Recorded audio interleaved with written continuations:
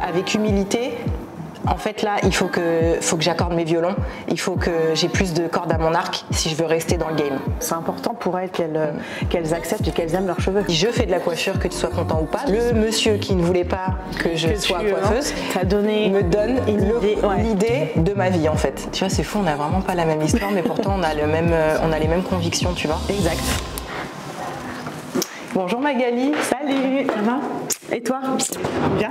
Bien. Bien. Je t'installe. Merci d'avoir répondu présente. Avec plaisir. À ce nouveau rendez-vous. C'est génial. Je t'en prie, installe-toi dans ce très joli canapé. Magnifique. Ça va? Ça va, super. Hello, c'est Elodie Euston. Bienvenue dans notre nouveau podcast Entre nous. Et on commence aujourd'hui avec Miss Mag, Magali. Bienvenue, je suis ravie de te recevoir. Merci Elodie, je suis contente d'être là avec toi. Oui, donc Miss Mag sur les réseaux sociaux. Exact. Coiffeuse depuis 26 ans, tu fêtes d'ailleurs ta 20e année dans ton salon cette année. Ouais, exactement, bravo. Merci. Vraiment bravo. Et tu as été l'une des premières dans le métier à te spécialiser dans les cheveux texturés. Et tu participes activement à la formation des coiffeurs. Exact. Notamment par le biais de l'académie Les Secrets de Loli. Exact aussi. Où tu es ambassadrice. Exact, c'est ça. Formatrice indépendante pour la marque des Secrets de Loli. Génial, bravo. Et donc avec 35 000 followers sur Instagram. C'est ça. Bravo. Donc je suis vraiment très fière et honorée que tu aies accepté de participer au premier épisode de Entre nous. Est-ce que tu as envie de rajouter quelque chose par rapport à ce que je viens de dire te concernant ? La petite chose que je pourrais rajouter, c'est que un peu comme toi, on est passionné du métier et puis on est content de pouvoir transmettre notre savoir-faire au niveau professionnel et puis à travers la clientèle. Ah, je suis d'accord. Je vais te poser quelques questions, ce qui fait qu'on va un peu plus apprendre à te connaître. Et alors, pour débuter, c'est une question qui concerne tes cheveux. Ok. Tes cheveux ont-ils un impact sur le choix de ta spécialisation ? Oui. Je vais pas te mentir, oui. En fait, quand j'ai commencé mon apprentissage en coiffure, le programme, comme tu sais, n'était pas adapté. Il n'avait pas le cursus cheveux texturés. Donc j'étais toujours en porte-à-faux avec mes profs et je disais toujours est-ce qu'un jour on va voir un peu la particularité ou est-ce qu'on va étudier mon type de cheveux? Et à chaque fois, les profs me disaient non, Magali, c'est pas dans le programme et tout. Donc à chaque fois qu'on avait pratique ou techno, bref et tout, c'était toujours le sujet. Et à chaque fois, il me disait bon Mag, on va pas épiloguer sur ce sujet à chaque fois que l'on a pratique. Ouais. Il n'y a pas vos cheveux dans le programme. Donc ça m'a un petit peu vexée. Ça m'a créé des complexes, pas des complexes sur moi-même parce que moi j'assumais mes cheveux frisés depuis le départ. Donc même je faisais des mèches rouges, violettes pour qu'on remarque que j'avais les cheveux frisés. Moi-même métissée, j'avais envie de revendiquer un petit peu ce côté de la Martinique et tout. Donc j'assumais mes cheveux frisés, mais j'étais vachement vexée parce qu'il n'y avait pas ce programme-là en coiffure, quoi. Donc mon choix au niveau coiffure, au niveau de mon choix d'ouverture de centre de coiffure a été vraiment une leitmotiv par rapport à ça. Bravo. C'est génial. Mais je comprends, on a vécu un peu la même chose, sauf que contrairement à toi, moi je n'assumais pas mes cheveux. D'accord. Quand j'ai commencé en coiffure, j'avais les cheveux raides, noirs, avec des extensions et une frange. Ah ouais. Pour ressembler à Nicole Scherzinger des Pussycat Dolls. Ah ouais, mais il y a un petit Et effectivement, moi je me souviens que j'étais choquée de voir nos têtes malléables. De voir la texture, la couleur, et je me disais mais qui a cette couleur de cheveux naturellement? Qui, tu sais, c'est un espèce de blond moitié doré, moitié cendré, avec des cheveux hyper raides. Les coupes, c'était des coupes très dégradées, avec des gros brushings un peu rouleaux. Et je me disais mais moi je sais pas ce que je veux faire en fait. Ah pas du tout. Tu vois. Et par contre, je me disais pas du tout tiens je vais assumer mes cheveux. C'est quand j'ai commencé dans un des salons de coiffure où j'ai travaillé où je me suis dit effectivement mais en fait ça me convient plus ce que je suis en train de faire, tu vois. Mais en salon, moi à l'école j'étais complètement matrixée. D'accord. Moi c'était non, il faut avoir les cheveux raides. J'étais matrixée complètement, genre non, moi mes cheveux ça va pas. Ok, ouais, bah tu vois, moi c'est l'inverse. Voilà. Moi j'avais vraiment envie de revendiquer ce côté là qui en fait je voulais vraiment montrer mon métissage. Parce que quand t'es métisse, ma mère est de la Dordogne, mon père était de la Martinique, donc tu as un mélange et en fait les gens ils savent pas te mettre dans une case. Tu vois ce que je veux dire? Ils te mettent toujours dans un endroit. Et moi c'était vraiment mon identité. Mes cheveux, ça a été vraiment quelque chose que j'ai mis en avant depuis mon plus jeune âge. Depuis toujours, Depuis toujours, ouais. Tu vois, c'est fou, on n'a vraiment pas la même histoire, mais pourtant on a les mêmes convictions, tu vois. Exact. Et les mêmes envies, en tout cas pour nos clientes, en tout cas. Bien sûr. Ou pour les femmes. Qu'elles assument, qu'elles acceptent, qu'elles soient fières de leur chevelure. Et surtout qu'elles aiment. Et qu'elles aiment, bien sûr. Qui dit fierté, qui dit amour aussi. Donc c'est important pour elles qu'elles acceptent et qu'elles aiment leurs cheveux. Dis-moi, si tu imaginais que pendant 24 heures, tu pouvais collaborer avec n'importe quel artiste ou marque, qui est-ce que tu choisirais ou quelle marque tu choisirais? Bonne question, Sophie. Ok. Un artiste ou une marque? Artiste, j'ai toujours été fan de Mariah Carey, donc dans mes rêves les plus fous. Mais voilà, Mariah Carey, Jennifer Lopez, mais bon, ça c'est des rêves. Bon bref. Marque. Et on va même pousser, pas spécialement capillaire, hein, en vrai. Si tu. Une marque. Fenty Beauty. Ouais. Ça me. Beauty, pas hair. Excuse-moi. Fenty Hair. Ben oui, Fenty Hair. Fenty Hair, j'aurais bien aimé collaborer, même les tester, il faut que je les teste absolument. Par rapport à quoi? Par rapport à l'image de la marque? Par rapport à Rihanna? Par rapport à Rihanna, l'image de la marque, par rapport à tout ce qu'elle dégage en fait. Elle c'est une business model de fou. Elle est très, elle est motivante, inspirante. Et j'ai vraiment envie de lui donner aussi de la force, mais ça n'en a pas besoin. Mais j'ai vraiment envie de les tester, de voir. Tu les as testés, toi? Ouais. Et alors? C'est très bien. Ah ouais? C'est très bien. L'odeur, ça sent très bon. Je trouve que sur un cheveu très très très sensibilisé, c'est pas suffisant. Mais pour vraiment bien assouplir un cheveu, pour fermer les écailles d'un cheveu, même la crème de coiffage pour un cheveu bien frisé, elle est vraiment bien. Après il y a beaucoup de gel, beaucoup de produits de coiffage que moi j'utilise pas trop, mais pour les coiffeurs studio, parce qu'elles pensent toujours à tout, donc elles pensent à tous les types de coiffeurs. Tu vois, c'est pas mal du tout. D'accord. Et le 5 en 1 il est bien thermoprotecteur. C'est un 5 en 1 et c'est mon préféré. J'utilise même sur ma fille qui a presque 3 ans. D'accord. Donc à tester. En tout cas, je valide Fenty. Moi aussi. Je valide. Alors, un coiffeur ou une coiffeuse qui t'inspire énormément et pourquoi? Il y en a tellement qui m'inspirent. En fait, j'en ai plusieurs qui m'inspirent. Toi, tu m'inspires aussi. Mélanie, du Salon La Typique. Parce que vous êtes hyper, tu sais, dans le partage, dans l'éducation. Moi, je parle en France, tu vois. Vous êtes quand même des personnes qui sont très professionnelles, très avenantes. Donc, vous faites partie des inspirations en France. Nicole Pembroke aussi, que j'ai beaucoup, qui était l'une de mes premières coiffeuses que j'aimais beaucoup. Après, il y en a plein. Je sais pas, il y en a plein. En fait, tu t'inspires un peu de tout le monde. Mais en fait, chaque coiffeur a sa personnalité en fait. J'ai pas quelqu'un précisément. J'ai toi pour telle chose, Mélanie pour telle chose, Nicole pour telle chose, African Cut pour telle chose. Tu vois, je suis vraiment. J'ai des amis dans le sud aussi, donc c'est vraiment en fonction des personnalités. Mais j'ai pas quelqu'un en particulier. Ok. Ça fait plaisir. De rien. Dirais-tu que le secteur de la coiffure est marqué par une certaine concurrence entre professionnels? Il fut un temps, oui. J'avais ressenti ça un peu. Bon, après, moi, je suis un peu, pas à l'écart, mais je suis un peu, comme j'étais un peu les premières, l'une des premières, pas les premières, mais l'une des premières, donc j'ai pas ressenti ça tout de suite. J'ai ressenti ça quand il y a tout le monde, quand il y en a plusieurs qui sont arrivés derrière, tu vois. Mais, dans le domaine du cheveu texturé? Ouais, dans le domaine du cheveu texturé. Mais franchement, dans l'ensemble, moi, j'ai jamais ressenti ça vraiment. Il y a toujours eu de la bienveillance. Toujours. Même s'il n'y a pas de contact physique, même s'il n'y a pas d'appel, on ne s'appelle pas, ce qui devrait changer peut-être, c'est la fille. Mais franchement, moi personnellement, je n'ai jamais ressenti quoi que ce soit au niveau de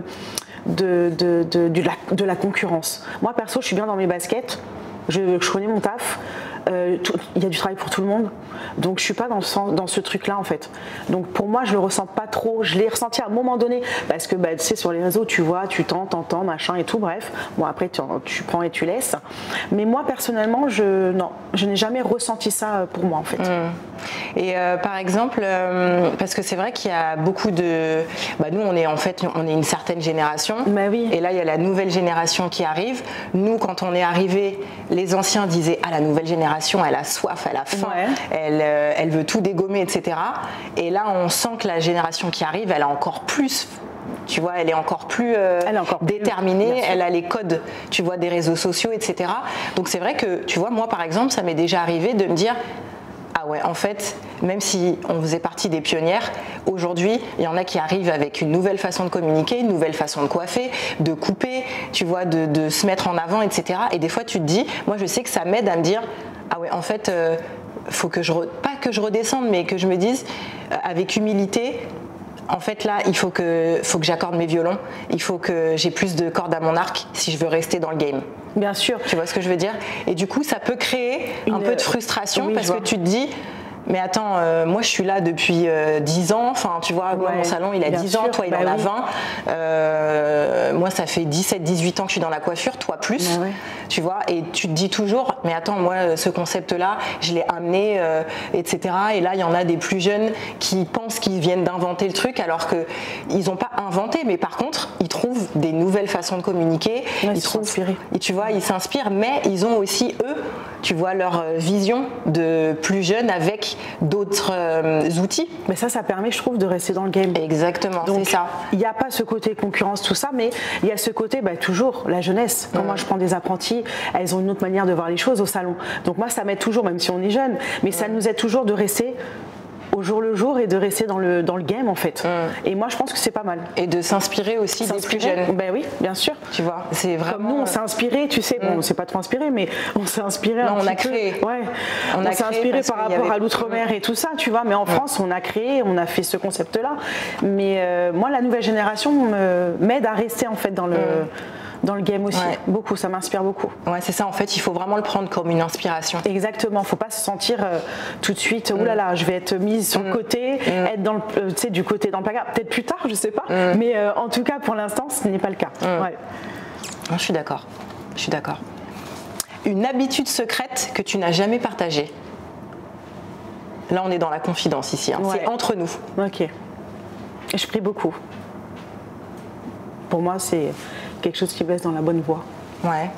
Dans le côté zen, posé, réflexion, respect de l'autre, respect de soi, de moi-même aussi, tu sais. Ouais, prier. Ouais. Magali, est-ce que tu as une question pour moi que tu aimerais me poser? Ouais. Est-ce que tu as toujours voulu faire la coiffure?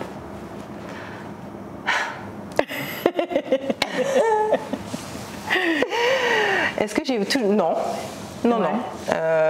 Pour la faire rapide, moi je faisais des études littéraires. Plus jeune, mais ça m'intéressait pas du tout. J'ai suivi un cursus comme ça parce que voilà, j'étais forte dans français, en philo, tout ça, et du coup je suis partie en littéraire, mais ça m'intéressait pas du tout. Moi je voulais être dans le monde de la beauté, mais pas spécialement dans le monde de la coiffure. D'accord. Mais par contre, je coiffais beaucoup mes copines, je me faisais beaucoup de brushing, de couleurs toute seule, etc. Donc il n'y avait encore absolument pas de cheveux bouclés là-dedans. Voilà, j'aimais bien tresser à l'époque, parce que je ne sais plus tresser, mais j'aimais bien tresser à l'époque, etc. Et je me suis dit, bon, pour rentrer dans le monde de la beauté, je vais peut-être commencer par la coiffure, parce que le maquillage, je ne sais pas me maquiller, je ne sais pas faire. Alors que quand je touchais des cheveux, je sentais quand même qu'il se passait quelque chose et que j'avais des amis qui revenaient, qui me disaient, tiens, tu peux me faire un brushing, tiens, tu peux m'appliquer ma couleur, etc. Et je me suis dit, tiens, je vais commencer par la coiffure. Et on m'avait proposé de faire, parce que j'avais un niveau bac, on m'avait proposé de faire CAP en 1 an. Oui. Et je me suis dit, je le sens pas. Le 1 an, j'ai l'impression que c'est pas assez pour connaître un métier. Donc je m'étais dit, j'avais 18-19 ans, je me suis dit, bon bah vas-y, je vais me retaper 2 ans de coiffure, 2 ans de CAP, 2 ans de BP. Okay. Donc j'ai fait 4 ans. Et en fait, je suis tombée surtout dans un salon qui s'appelait Ethnicia à l'époque, de Absatoussi. Exactement. Et où en fait c'est là où j'ai découvert le cheveu naturel, donc cheveux bouclés, frisés, crépus, et où je me suis dit en fait il y a quelque chose qui m'anime en fait, tu vois. Et c'est là où je me suis dit je crois que je suis à ma place. Et ensuite, je suis tombée dans un salon qui s'appelle Scissors, où j'ai fait 6-7 ans, et où en fait le patron de Scissors m'avait pris en bras droit. Il m'avait dit si vous voulez être coloriste, je vous envoie dans toutes les formations qu'il y a sur Paris. Comme ça, vous devenez. On travaille en binôme. Lui, c'est un très très bon couper. Et du coup, c'est là en fait où j'ai allié les deux. J'ai allié le cheveu naturel à la couleur et où je suis devenue du coup coloriste pour tous les types de cheveux. D'accord. Tu vois, et en fait ça s'est fait vraiment crescendo. Et puis il y a aussi autre chose, c'est quand je commence quelque chose et que je suis déterminée, tant que j'ai pas les résultats que je veux, je m'arrête pas. Donc là, c'est tombé dessus, j'ai adoré, c'est devenu une passion et je me suis dit ok, là il y a plein de choses à faire. Donc, et mon père qui voulait pas que je fasse de la coiffure, donc j'ai forcé parce qu'on me dit pas ce que j'ai à faire. Surtout étant majeure, là je m'étais dit ça y est, je suis majeure, en fait je décide. Donc j'avais dit je fais de la coiffure, que tu sois content ou pas, mais quand même quelques années après il m'a dit je pense que tu devrais développer un concept dédié aux cheveux naturels, parce que dans ta famille, tes tantes, ta grand-mère, tes cousines, tes amis, vous êtes tous métissés au noir et vous vous lissez tous les cheveux. Et je me lissais encore les cheveux à l'époque. Et il m'a dit, je pense qu'il faut, je ne connais pas de salon où je n'ai pas encore entendu de patron de salon ou qui accueille tous les types de cheveux et qui met en valeur le cheveu naturel. Cool. Donc le monsieur qui ne voulait pas que je sois coiffeuse me donne l'idée de ma vie en fait, qui a fait que aujourd'hui j'en suis là où j'en suis. Donc merci à mon père. Merci vraiment. Voilà, donc à la base c'était pas prévu que je fasse spécialement carrière dans la coiffure, mais petit à petit c'est comme ça que j'en suis arrivée. Donc très bonne question. Parce que ça ressemble un peu à mon parcours. Donc je me suis dit tiens, je vais lui poser la question, savoir si c'est quelque chose que tu voulais toujours faire ou pas, ou si c'était depuis petite, tu coiffais les poupées, les cousines. Pas du tout. D'accord. Pas du tout. Enfin, je coiffais comme ça, mais mais c'était pas une passion. Non, pas du tout. Pareil. Écoute, merci beaucoup pour ta venue, pour ta franchise, pour ton authenticité. Merci à toi de m'avoir invitée, de m'avoir proposé de commencer ces podcasts. Qui sont super, c'est une super idée et je pense que ça va plaire beaucoup. Oui, parce que c'est vrai que tout à l'heure je te posais une question sur la concurrence et pour moi il n'y en a pas. Il n'y en a pas dans le sens où déjà on a quand même tous chacun notre concept, même si on a des similitudes, mais on a quand même de la chance d'être en région parisienne et il y a énormément de clientèle, énormément de femmes avec les cheveux texturés et je pense qu'on a tous en fait notre place et qu'on aurait tous à y gagner de se fréquenter, d'échanger, tu vois, entre nous, des difficultés qu'on a pu traverser, etc. Et c'est bien pour ça qu'aujourd'hui j'ai envie de mettre en avant les coiffeurs et de pouvoir entendre en fait l'histoire de chacun et qu'on casse un peu ces trucs de concurrence qu'il n'y a pas, que les gens pensent en fait qu'il y a, mais il n'y a pas du tout. Et qu'on pourrait vraiment tous apprendre. Je pense que c'est une grande force. Chacun. Et je pense qu'on peut être. Je pense que c'est bien. On va découvrir pas mal de personnalités, pas mal de parcours aussi, et je pense que ça va intéresser. Donc bravo. Merci. Et on se retrouve très vite dans un nouvel épisode d'Entre nous.